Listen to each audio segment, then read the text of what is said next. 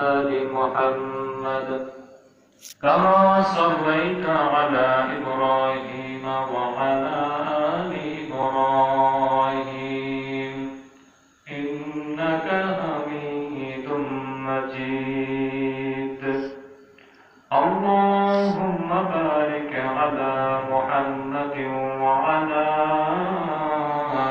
آل محمد كما باركت على إبراهيم وعلى آل إبراهيم إنك حميد مجيد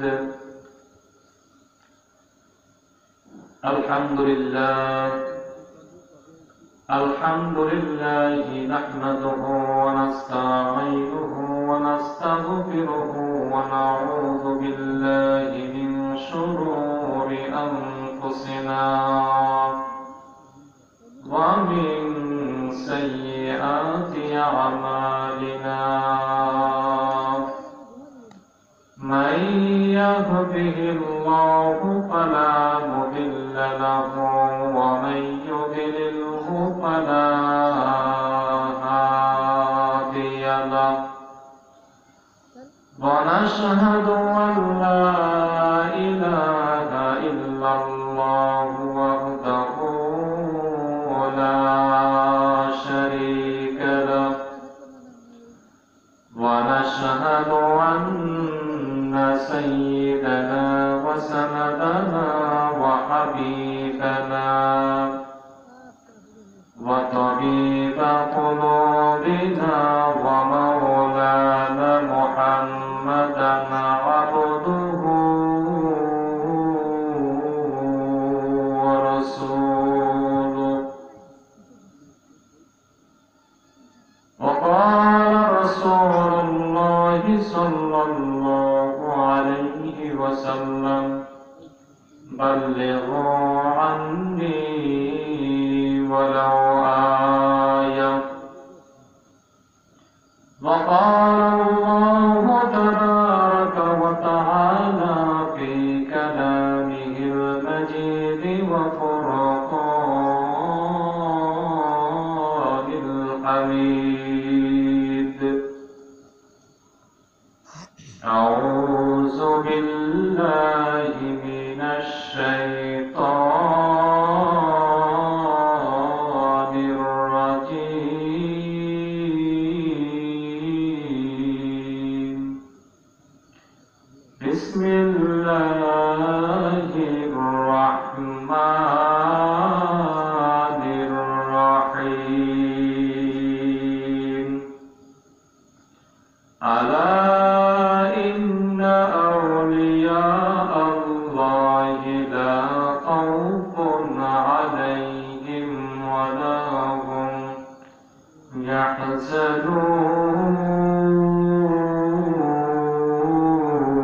يحزنون صدق الله العظيم وقال الشاعر मैं आशिक मौला को मेरे इश्क़ निराला ये जुमला जहां जिनके तजल्ली से उजाला बाद तौहीद खुदावंद दुरूद मुस्तफा नाते आले पाक पैगम बेरसूले मुस्तफा अल्हम्दुलिल्लाह अल्लाह पाक रब्बुल आलामीনের দরবারে অগণিত শুকর ও সুজুদ যে মহান রব্বুল আলামিন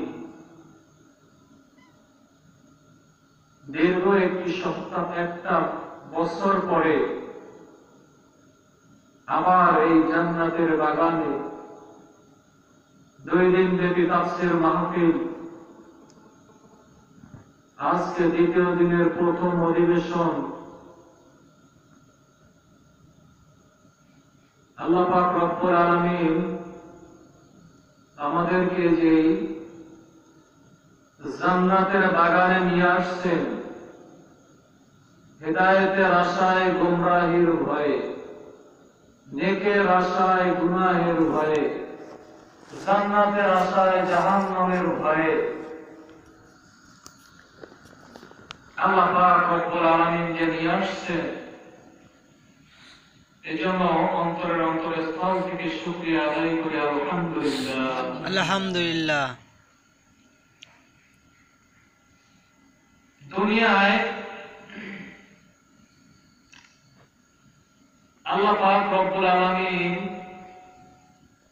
বনি আদমকে যখন বানায়,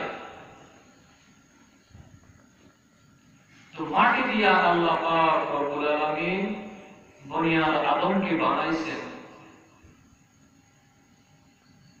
আমরাও ঠিক তদ্রূপ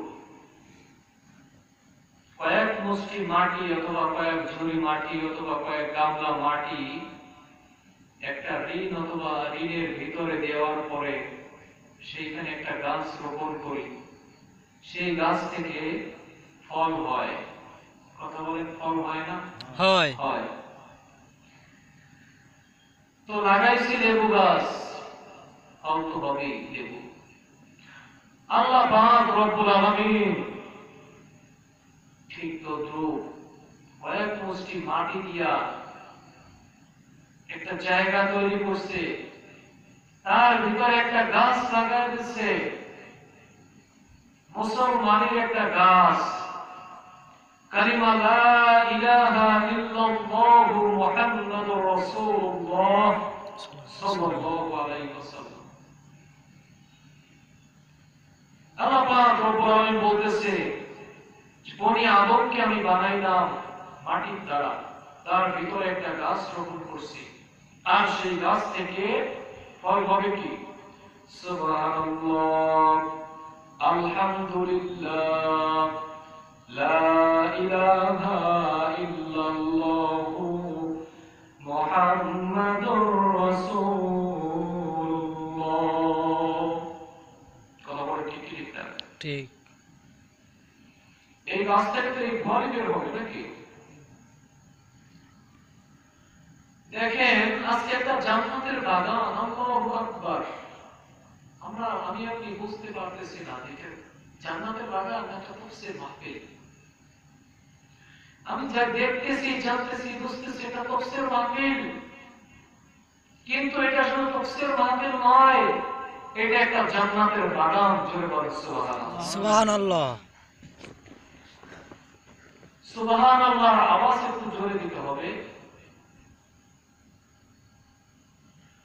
তো যাই হোক, এইটা হচ্ছে একটা জান্নাতের বাগান। গতকালকের আগের দিন কিন্তু এটা জান্নাতের বাগান ছিল না, কিন্তু গতকালকে আর আজকে এই দুইটা দিন আমরা যে ময়দানে বসে আছি, এটা একটা জান্নাতের বাগান। জোরে বলেন সুবহানাল্লাহ। সুবহানাল্লাহ। আমি আপনি ফেরেশতাদের ডেনার ভিতরে বসে আছি। সুবহানাল্লাহ বলেন না? সুবহানাল্লাহ। আমি আপনি ফেরেশতাদের ডেনার ভিতরে বসে আছি। ফেরেশতারা আমাদেরকে ডেনা দিয়ে আগায় রাখছে, আর পাল্লা ধরতে ধরতে ধরতে চারপাশ থেকে ঘিরা আল্লাহ পাক রব্বুল আলামিনের আরশে আজিমে পৌঁছে গেছে।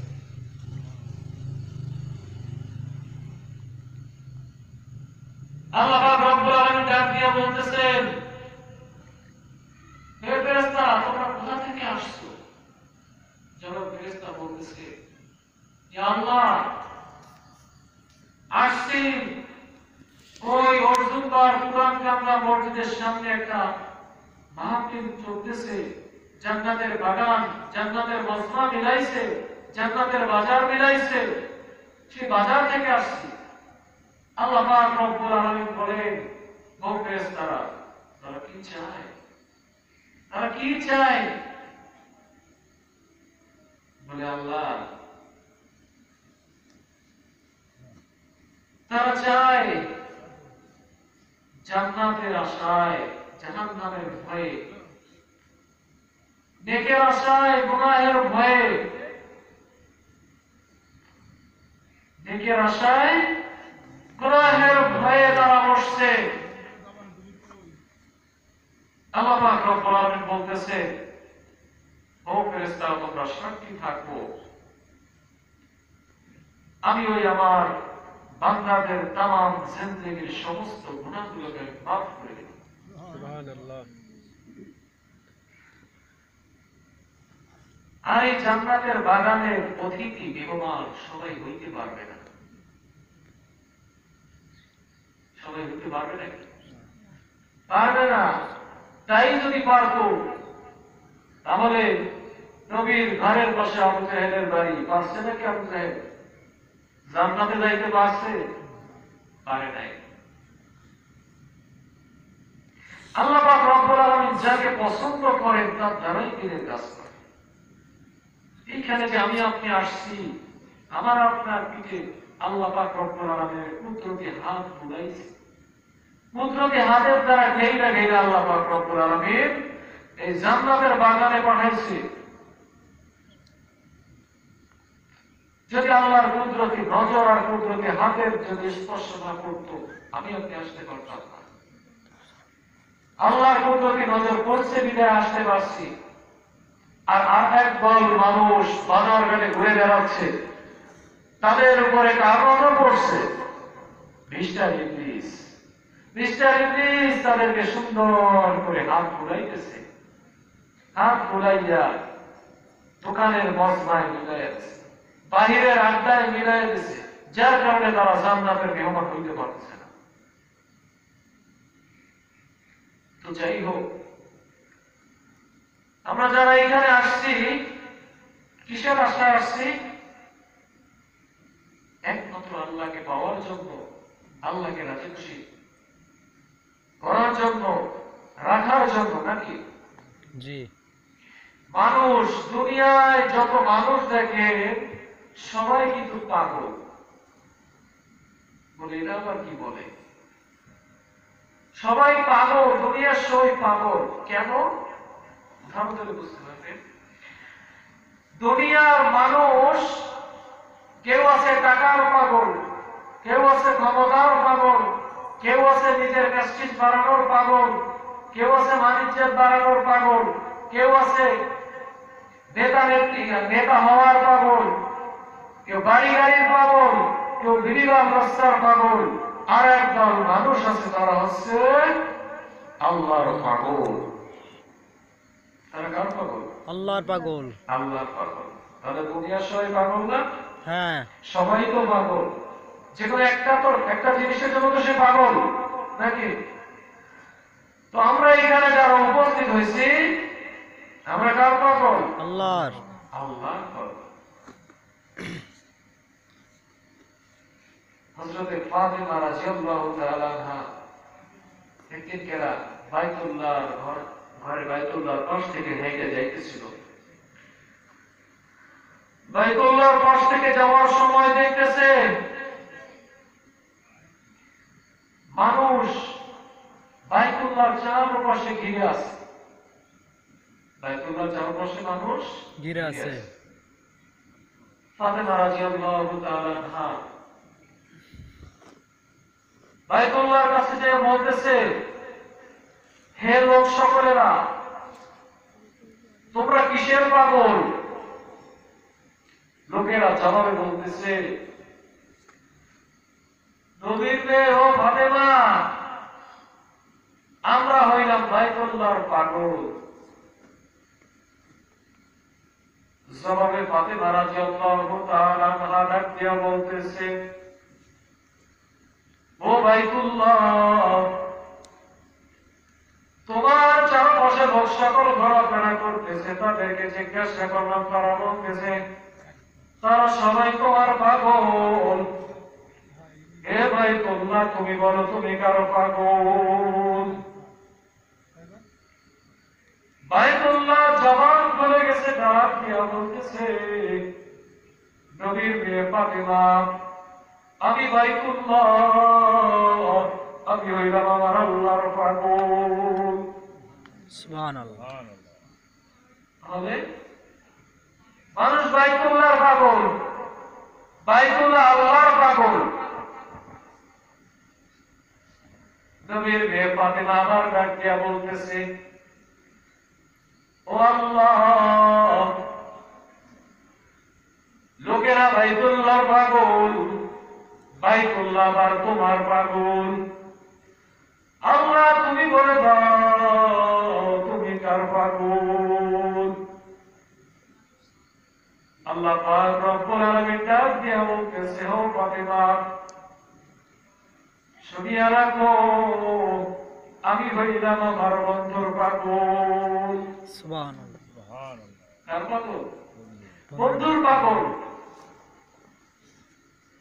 ফাতেমা রাদিয়াল্লাহু তাআলা আনহা দৌড় দিয়ে ঘরের ভিতরে চলে গেছে। যাওয়ার পরে ডাক দিয়া বলতেছে, বাবা, আজকে বাইতুল্লাহর কাছে মজার একটা ঘটনা ঘটে গেছে। নবীজি ডাক দিয়া বলতেছে, ও ফাতেমা, কি মজার ঘটনা ঘটে গেছে একটু বলো। ফাতেমা রাদিয়াল্লাহু তাআলা আনহা ডাক দিয়া বলতেছে, বাবা, বাইতুল্লাহর চারপাশে লোক সকল ঘোরাঘুরি করে বাইতুল্লাহকে ধরে আছে। আমি জিজ্ঞাসা করলাম, এ লোকেরা তোমরা কার পাগল? লোকেরা ডাক দিয়া বলতেছে, আমরা বাইতুল্লাহর পাগল। বাইতুল্লাহর কাছে জিজ্ঞাসা করলে বাইতুল্লাহ বলে, আমি আল্লাহর পাগল। সুবহানাল্লাহ। আল্লাহর কাছে যখন জিজ্ঞাসা করলাম, আমার আল্লাহ পাক রব্বুল আলামিন বলেন, আমার আল্লাহ নাকি বাবা তোমার পাগল। ও বাবা, আমি তোমার কাছে বলতে চাই, জানতে চাই, বাবা তুমি কার পাগল?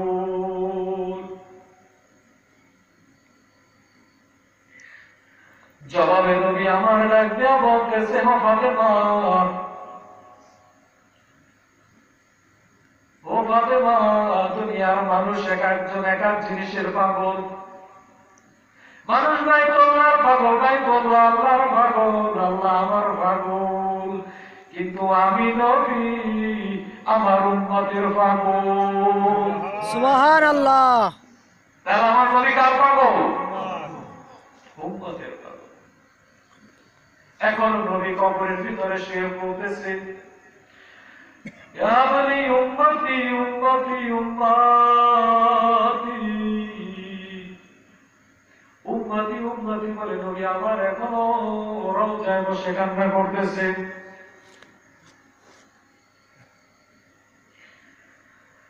তাহলে দুনিয়ার সবাই তো যে কোনো একটা জিনিসের পাগল নাকি? ঠিক। গাড়ি বাড়ির পাগল, টাকা পয়সার পাগল, ধন দৌলতের পাগল, ক্ষমতার পাগল, নিজের মান সম্মান ইজ্জতের পাগল। আর একদল মানুষ আছে তারা হচ্ছে আল্লাহর পাগল। ভুল বলছি নাকি? না। তো আল্লাহর যে পাগল, সেই পাগলদের ভিতরে আমরা এই মুসলিমে কয়েকজন পড়ে গেছি। ধরে থাকতে আসবো। সুবহানাল্লাহ। সুবহানাল্লাহর আওয়াজ তো আসতে হবে কেন? সুবহানাল্লাহর আওয়াজ হবে জোরে। মানুষ কোনটাতে কি হয়েছে? রাসূলের জামানা, রাসূল যখন শুরুতে দাওয়াত দিয়েছে তখন কি সাহাবীরা কি বেশি ছিল? না। মুসলিমে কয়েকজন। একবার সুবহানাল্লাহ বললে 70 নেকি হয়। কত নেকি? 70 নাকি? 70 নেকি হয়। 70টা নেকির সাথে সাথে আমার আল্লাহ পাক রব্বুল আলামিন জান্নাতের ভিতরে একটা গাছ লাগাইয়া দেয়। সুবহানাল্লাহ। গাছ লাগাইতে দেরি, বড় হইতে দেরি নাই, বড় হইতে দেরি, ডালপালা পাতা হইতে দেরি নাই, ডালপালা পাতা হইতে দেরি, ফুল এবং ফল হইতে দেরি হয় না, ফুল এবং ফল হইতে দেরি, পাকতে দেরি হয় না। ওরে মাখতে দেরি মিষ্টি এবং স্বাদ হইতে দেরি হয় না। সুবহানাল্লাহ। আরো জোরে বলবি সুবহান। সুবহানাল্লাহ।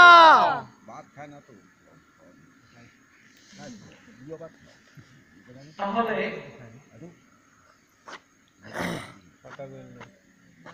আমরা আজকে জান্নাতের মজলিসে বসছি। ইনশাআল্লাহ। জান্নাতের মজলিসে বসছি। এখন যদি আমি বাইরে থাকতাম আমার কারণে হয়তো ভুটার কাজ হইত। আমি নিজে না পড়ি, অন্য মানুষে করতো, আমি শ্রবণ করতাম, আমার গুনাহ হইত। কথা বলে হইত না? ওই ঠিক। কিন্তু এই সময়টা আমি আপনি দুনিয়ার বাজারে সময় কাটাইছি না। কোথায় কাটাইলাম? জান্নাতের বাগানে নেয়া। আর এই জান্নাতের বাগানে সময় কাটানোর দ্বারা কিছু সময়ের জন্য আমি আপনি জান্নাতের মেহমান হয়ে গেলাম। সুবহানাল্লাহ। আর এই জান্নাতের মেহমান আজকে হওয়ার দ্বারা আল্লাহ পাক রব্বুল আলামিন কিয়ামতের ময়দানে যখন বান্দার কোনো ওসিলা খোঁজ করে না পাবে, তখন মাফ করার কোনো উপায় না পাইয়া আল্লাহ পাক রব্বুল আলামিন বলবেন, হে ফেরেশতারা, তোর ব্যাকগ্রাউন্ড না